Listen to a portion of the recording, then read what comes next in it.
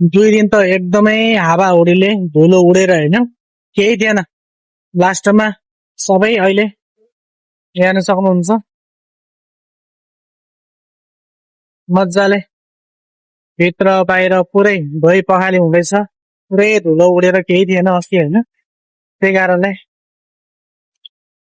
यो चाहिँ हाम्रो कम्पनीमा समथिङ महिनाको 2 चोटि 3 चोटि उनीहरू धुन आउँछ होइन। र यो धुलोको कारणले अति नै यो भएर यिनीहरू चाहिँ यो चोटि चाहिँ छिटै आइपुग्यो होइन। त्यसै 2 जनाको ग्रुप हुन्छन्, 2-3 जनाको ग्रुप हुन्छन्, त्यसै धोइ पखाली गर्छन् सबै बाहिर भित्र पुरै एकदमै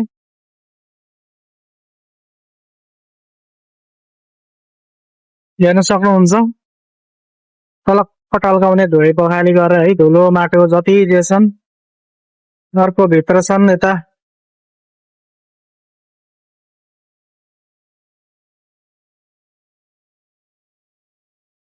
टक्क एउटा यसरी गाडी बोकेर आउँछन् है माथि चढ्नलाई। यो बोके छँदैछ टक्क माथि पनि चढ्छन्। एकदमै यो 2 दिनदेखि एकदमै धुलो उडेर केही थिएन।